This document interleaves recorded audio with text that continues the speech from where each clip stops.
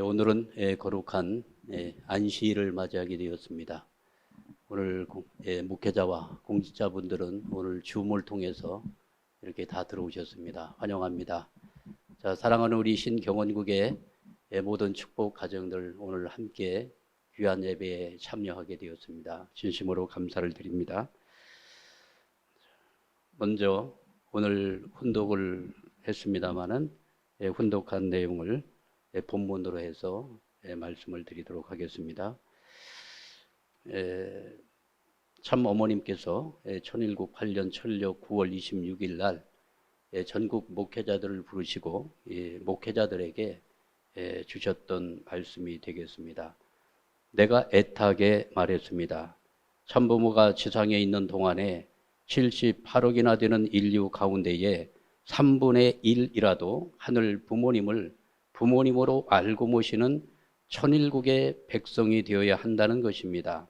매일매일 뼛속까지 사무치게 하늘 부모님을 기쁘게 해드리겠다고 위로해 드리겠다고 해야 합니다. 그러한 삶을 살아야 되는 것이 축복받은 자의 도리입니다. 그런데 여러분만의 축복으로 끝나서는 안 됩니다. 이 나라가 세계 앞에 크게 하늘의 축복을 받은 나라로서 세계 인류를 품을 수 있도록 천일국의 백성이 될 수 있도록 만들어야 됩니다. 2020, 2021년은 열매를 거두는 해가 되어야 합니다. 이 본문 말씀을 보면은 키워드가 몇 가지 이렇게 떠오릅니다. 내가 애타게 말씀하고 있다. 이렇게 말씀하고 있죠. 애타게 말하고 있다. 그리고 인류의 3분의 1이라도 하늘 부모님을 부모로 알고 모시게 해야 된다. 인류의 3분의 1을 우리가 하늘 부모님을 알게 하는 이 내용은 쉬운 일이 아닙니다. 그죠? 대부분 어렵습니다. 얘기할 것입니다. 그러나 참 부모님께서는 재촉하고 계십니다. 재촉하시는 하늘 부모님. 그리고 애타게 말씀하시는 하늘 부모님. 이것을 오늘 묵상을 하면서 말씀의 의미를 찾아야 된다고 생각이 되어집니다. 그리고 마지막 줄에 보면은 2020년, 2021년은 열매를 거두는 해가 되어야 됩니다. 이렇게 말씀하고 계시는 것입니다. 그래서 오늘 열매를 거두는 해가 되자 이런 제목으로 말씀을 주시겠습니다. 누가복음을 보면은 누가복음 15장 1절에서 32절 이 내용의 핵심이 세 가지 비유를 말씀을 하십니다. 예수께서 말씀을 하실 때 그 예수님의 말씀을 듣기 위해서 그 당시에 바리새인들 뿐만이 아니라 그 당시에 소외를 받았던 세리들이 예수님을 찾아옵니다. 그리고 그 당시에 가장 지탄을 받았던 죄인들도 예수님을 찾아와서 말씀을 듣게 됩니다. 그때 바리새인들이 예수를 향해서 참소하는 거예요. 예수 저자는 죄인들을 영접하고 저 바리새인 이 세리들 그 당시에 가장 지탄을 받았던 세리들과 함께 먹고 마시며 이렇게 참소를 하는 거죠. 왜 저 이방인들을 데려다가 예수는 대접을 하고 같이 상대 기준을 조성하고 그러냐 이렇게 참소를 하는 겁니다. 이때 예수가 세 가지를 비유를 들어서 이야기합니다. 이 세 가지 비유는 우리가 너무나 많은 설교를 통해서 들었습니다. 100마리의 양이 있는데 잃어버린 한 마리의 양을 찾는 목자의 비유가 나옵니다. 양은 목자를 잃어버리면 죽습니다. 그죠? 이 이스라엘 땅에 보면은 이스라엘의 그 동부 지역에 보면은 초지가 있지 않습니까? 그 초지에 거기 이제 이 절벽이 굉장히 많습니다. 이스라엘 가면은요. 동해 바다가 조금만 들어가게 되면은 그냥 그 완만치가 않지 않습니까? 그래서 동해 바다에 가서 잘못 헤엄치게 되면은 사고가 납니다. 예. 이스라엘의 이 지형이 그렇게 되어 있습니다. 그래서 양들이 목자를 잃어버리게 되면은 이리 뛰고 저리 뛰다가 수십 메다 낭떠러지게 떨어져서 죽는 양들이 많다고 하는 것이죠.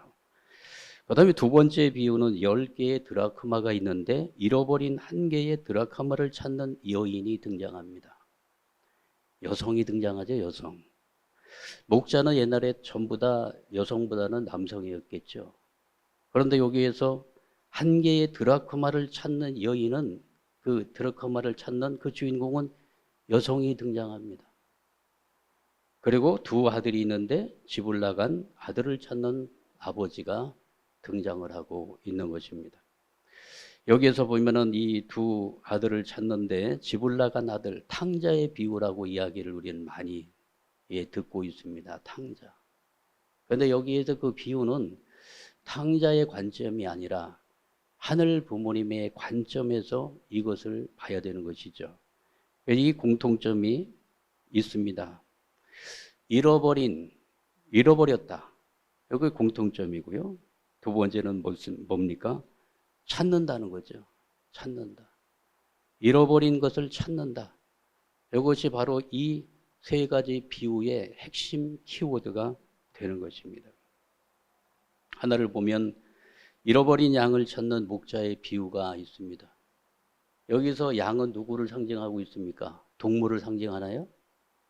여기에서 양은 하나님의 품을 떠난, 특히 여기 보면은 잃어버린 한 마리의 양은, 이것은 들에 뛰어놀고 초지를 뛰어노는 그런 양을 말하는 것이 아니고 하나님을 떠난 사람을, 인간을 상징하고 있는 것입니다. 그래서 하늘 부모님은 잃어버린 인간을 찾는 그러한 모습을 목자의 비유를 통해서 말씀하고 있습니다. 성경에 보면은 왜 양으로 인간을 비유하고 있는 것일까? 그 양은요, 시력이 굉장히 그 다른 동물에 비해서 시력이 약하다고 합니다. 그래서 몇 미터 앞을 잘 보질 못한대요. 그래서 방향 감각을 잘 모른다고 하는 것입니다. 그래서 꼭 목자를 따라서 가야만 방향을 잘 맞춰서 갈 수가 있다고 하는 것입니다. 그래서 타락한 인간은 인생을 어떻게 살아가야 되는지 방향을 잃어버린 존재가 되었습니다. 마치 시력이 나빠서 앞을 보지 못하는 어린 양처럼, 어린 양이 아니죠, 양처럼, 어떻게 보면 타락한 인간은 인생의 명확한 삶의 목적, 인생의 목적이 무엇인지 모르고 살아가고 있는 것입니다. 그리고 적으로부터 자기 보호 능력이 결여되어 있습니다. 양들이 이리떼를 만나잖아요. 그러면 당황을 해가지고 스크럼을 짜고서 뒷걸음질만 친다는 거예요. 자구책이 결여되어 있습니다. 타락한 인간은 사탄이라고 하는 이 명확한 존재 앞에 자구책이 없습니다. 속수무책으로 당하고 있는 것입니다. 그리고 타락한 인간은 이런 사탄의 존재에 대해서 묵상하지도 않습니다. 과연 이 사탄이라고 하는 존재가 있는가 없는가, 여기에 대한 의문도 갖지 않습니다. 그렇기 때문에 속수무책으로 타락한 인간은 사탄의 이 존재 앞에 당할 수밖에 없는 삶을 살아가고 있는 것입니다. 그리고 양은 앞다리가 조금 짧다고 그래요. 그래서 내리막길을 뛰어가다 보면은 넘어진다는 거예요. 넘어지면 어떻게 되냐면 양은 혼자서 일어나지 못한다는 거죠. 누군가는 와가지고 몸을 일으켜줘야만 일어설 수 있는, 그래서 이 타락한 인간은 정말로 잘 넘어지는 약점을 가진 그러한 존재들입니다. 신앙을 하다가도 우리는 쉽게 신앙길에서 넘어질 때가 얼마나 많습니까? 그럴 때 누굴 만나야 되죠? 목자를 만나야 됩니다. 그래서 잃어버린 양을 찾는 목자의 비유를 통해서 하나님을 떠난, 하늘 부모님을 떠난 인간의 모습을 찾아오시는 하늘 부모님을 비유하고 있는 것입니다. 방황하는 인간을 찾으시는 하늘 부모님, 이것을 묵상해야 되는 하나의 내용이 되겠습니다. 또 하나의 비유는 한 잎의 드라크마를 찾는 여인의 비유를 통해서 메시지를 전하고 있습니다. 드라크마는 이게 그 화폐 단위입니다. 화폐. 옛날에 그리스 시대에, 그리스 아시죠? 알렉산더 대왕이 로마 지역 전체를 그 관장했을 때 그때 통용되던 화폐입니다. 은으로 만든 동전이죠. 이 10개의 드라크마가 있는데 한 개의 드라크마를 잃어버렸다는 거예요. 그런데 이 한 개의 잃어버린 드라크마를 찾는데 등불을 켜고 집을 쓸며 찾아내기까지 부지런히 찾지 아니하겠느냐, 이러한 비유를 하고 있습니다. 10개 가운데 한 개를 잃어버렸어요. 그러니까 한 개의 드라크마는 하루 일당에 해당하는 그 금액이라고 하니까 그렇게 큰 돈이 아닙니다. 그죠? 그런데 한 개의 드라크마를 찾는데 어떻게 찾고 있습니까? 부지런히 찾습니다. 쉬지 않습니다. 그리고 어떻게 합니까? 등불을 켜고 집을 쓸면서 너무너무 열정적으로, 그리고 아주 확신을 가지고 찾아가고 있는 모습을 보게 되어집니다.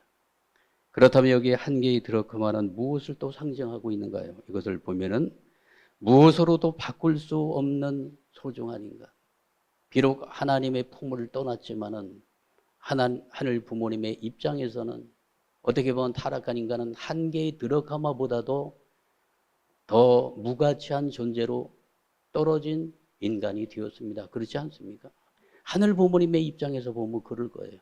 그렇지만 그 무가치한 인간을 하늘 부모님께서는 전부라 생각하시며 당신의 모든 것을 다 투입해서 부지런히 찾는 하늘 부모님의 그 모습을 비유로 이렇게 들고 있는 것입니다. 포기하지 않는다는 거예요. 그래서 많은 사람들은 나같이 참 부족하고 나같이 무가치한 인간에게 하늘 부모님이 관심을 두겠느냐. 나 같은 사람에게. 나는 하나님도 모르고 나 인생을 막 살아가고 있는데 나 같은 사람에게 과연 하늘 부모님이 관심이 있겠는가? 전혀 관심 없을 것이다. 잘 믿는 신자들에게 관심이 있고 그저 하늘을 여호와 하나님을 경외하는 그러한 분들에게만 하늘 부모님은 관심을 주지 않겠는가? 이렇게 생각하지 않습니까? 그런데 이 비유를 보면은 하나님의 품을 떠나서 제멋대로 살아가고 있지만은 하늘 부모님은 그들에게 관심을 집중시키면서 부지런히 찾고 계신다고 하는 하늘 부모님의 심정을 오늘 이 비유를 통해서 오늘 우리들에게 전하고 있습니다. 집을 떠난 아들을 찾는 아버지가 나오지 않습니까? 두 아들이 있었는데 둘째 아들이 재산을 다 상속을 받아가지고 먼 나라로 갑니다. 그죠?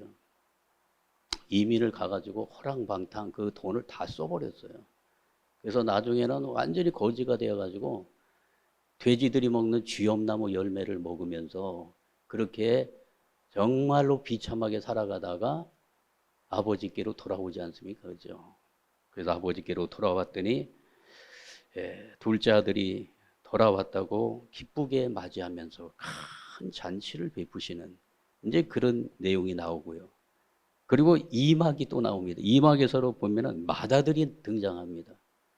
동생이 돌아왔는데 아버지는 기뻐가지고 잔치를 베풀고 있는데 맏아들은 어떤 입장에 있습니까?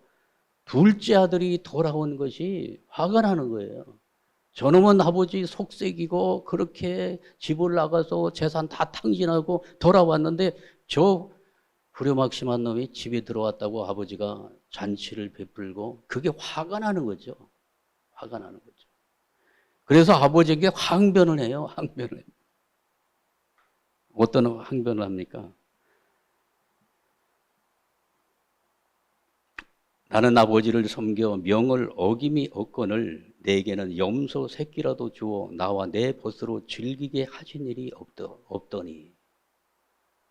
자기한테는 염소 새끼 하나 잡아가지고 잔치 한번 안 해줬다는 거죠.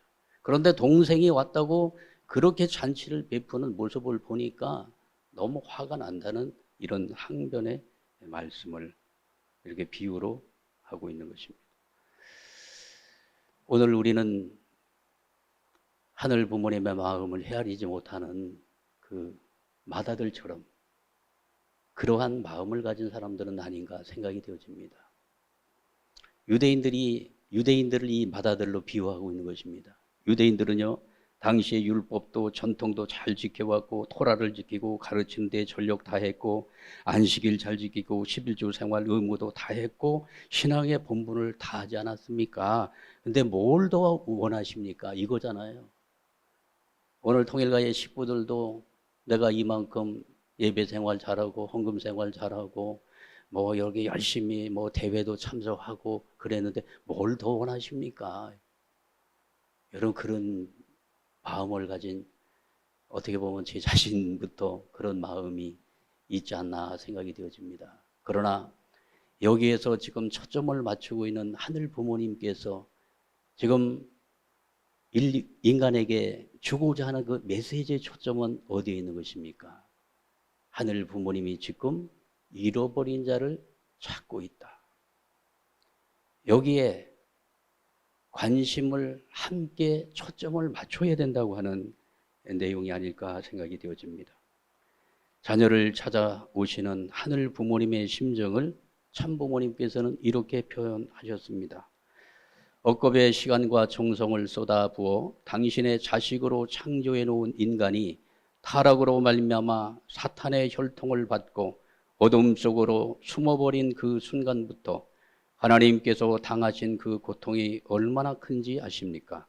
뼈가 울고 살결이 떨리는 처절한 고통 속에서 수천 수만 년을 참고 기다려오신 여러분의 아버지가 얼마나 길고 험난한 탕감의 터널을 거쳐 오셨는지 생각이나 해 보았습니까?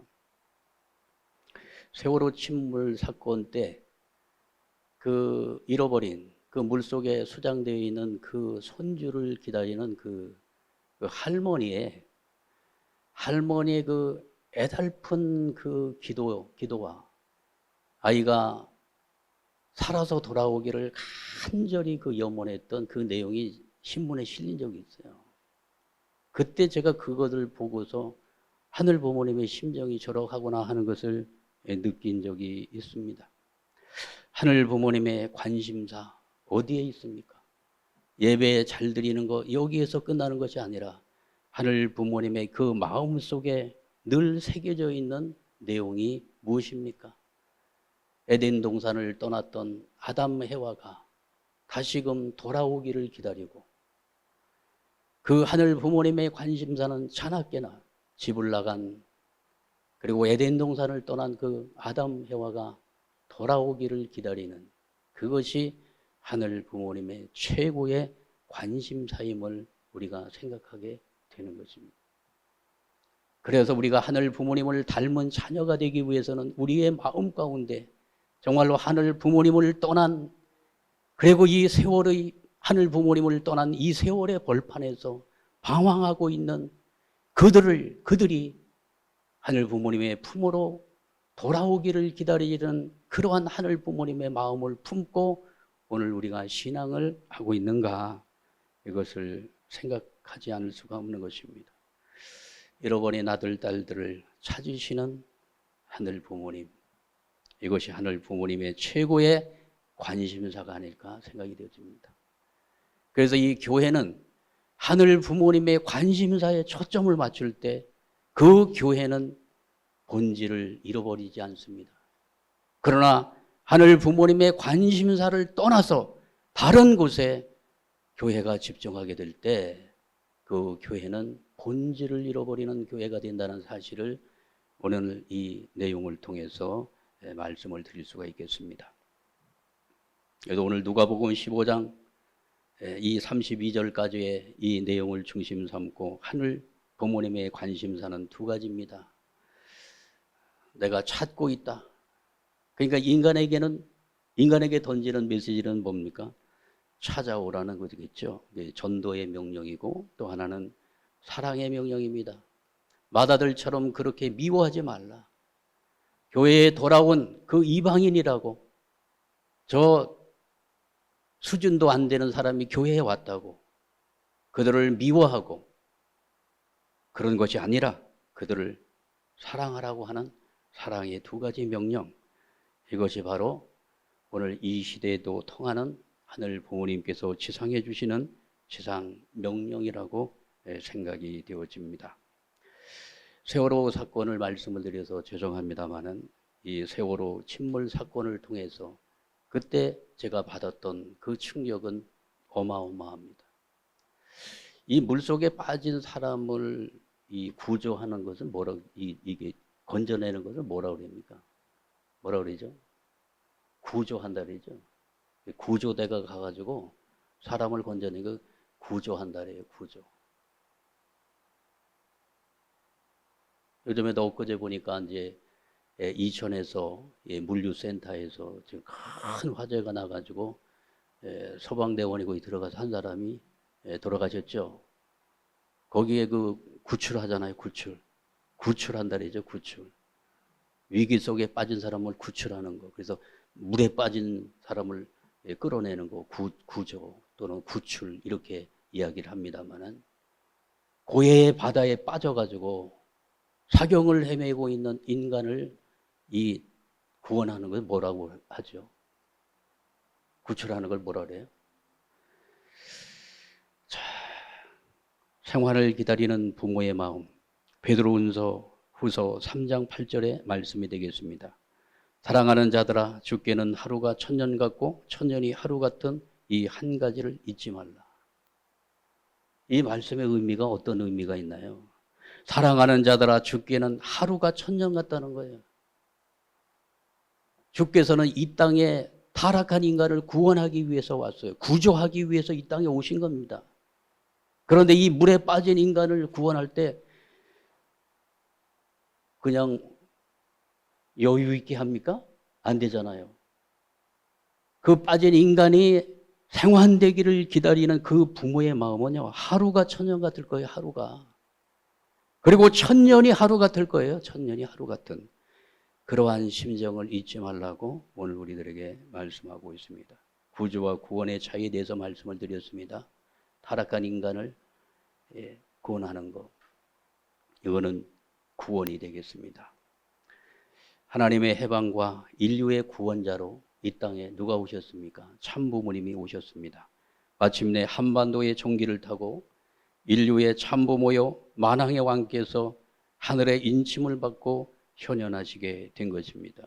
어떤 사명을 가지고 오셨나요? 인류를 구원하기 위한 구원자의 사명을 가지고 이 땅의 참부모가 오신 것입니다. 구원선미는 적당히 그냥 놀러하게 할 수 있는 그런 시간들이 아닙니다. 이 구원선미는 늦출 수 없는 시간과의 싸움이 아니겠습니까? 그죠? 구조할 때 얼마나 스피드하게 합니까?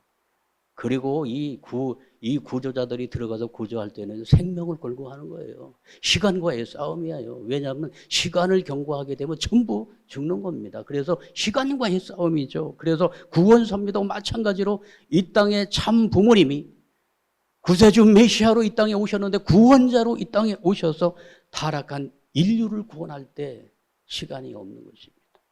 그래서 늦출 수 없는 시간과의 싸움임을 생각하게 될 때 왜 한국이 한민족을 선민으로 택했는가? 그리고 한민족으로 이 선민으로 택해서 훈련하실 때 한국 민족을 빨리빨리 코리아로 그렇게 만들어 주셨습니다. 그죠? 한국 사람처럼 이렇게 빨리빨리 하는 데가 어디 있습니까? 그죠?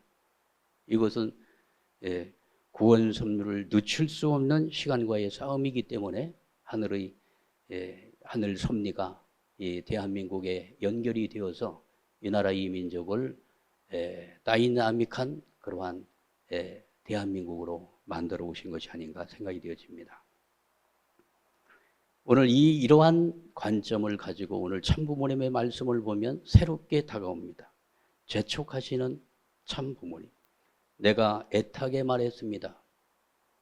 애타게 말씀하고 있다고 하는 것은 뭡니까? 하늘 부모님이 잃어버린 자녀를 애타게 찾고 애타게 찾으면서 기다리시는 하늘 부모님의 심정을 오늘 어머님께서 이렇게 표현하고 계십니다. 내가 애타게 말했습니다. 참부모가 세상에 있는 동안에 78억이나 되는 인류 가운데 3분의 1이라도 하늘 부모님으로 알고 모시는 천일국의 백성이 되어야 한다는 것입니다. 재촉하고 계시지 않습니까? 시간이 없다. 인류의 3분의 1이라도 우리가 하늘 부모님을 알고 모시는 백성이 되도록 해야 된다고 말씀하고 계시는 것입니다. 다음 주 주일이 되면은 평화축제를 제2회를 또 맞이하게 됩니다. 그래서 지금 세계본부를 중심으로 해서 정말 잃어버린 당신의 아들, 딸들을 초청해서 잔치를 베푸는 천일국 축제 예배가 다음 주에 기다리고 있는 것입니다.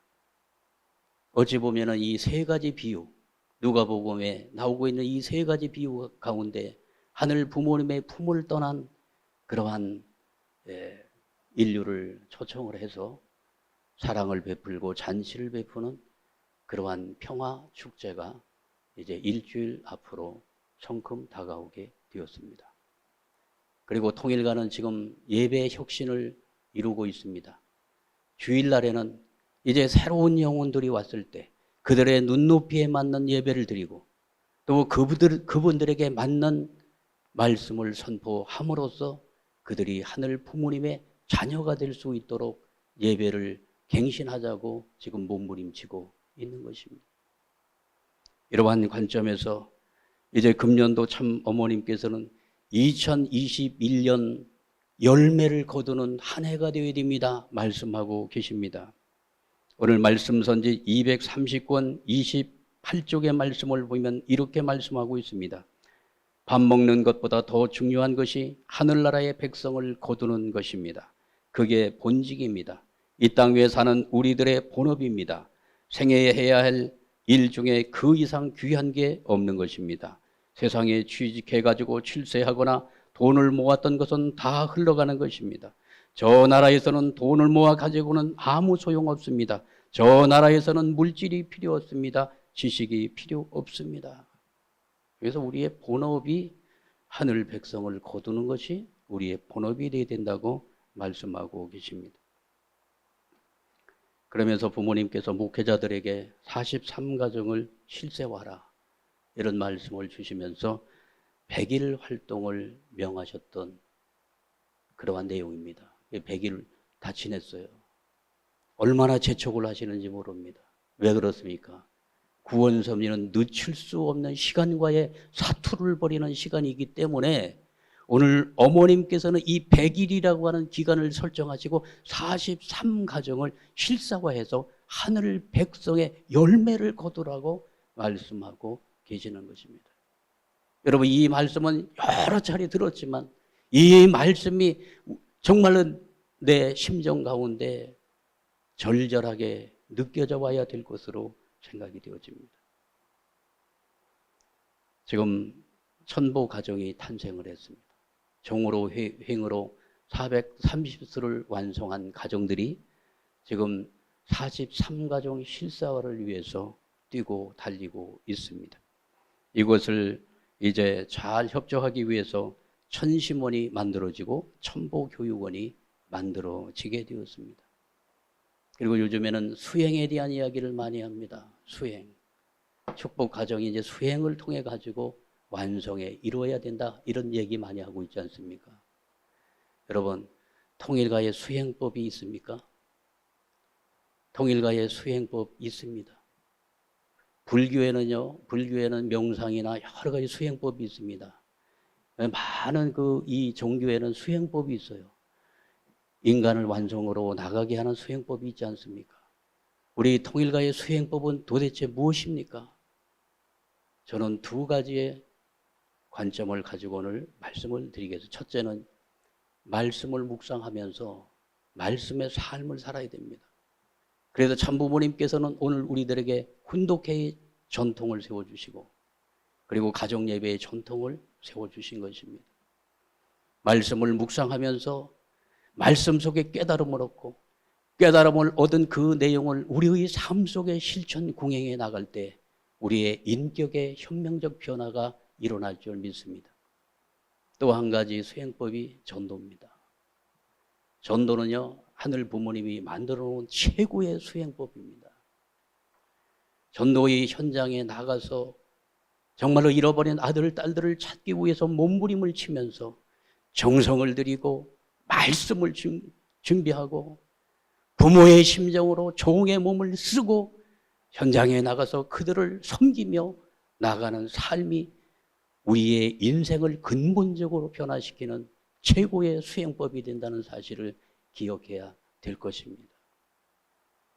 믿음의 자녀 3명만 세워도 우리의 모습이 공적인 자유로 세워지게 된다고 말씀하셨고 43가정을 실체화하기 위해서 부모의 심정으로 종의 몸을 쓰고 그들을 향해서 섬김을 다할 때 우리의 인격은 혁명적인 변화가 찾아올 것으로 확신합니다.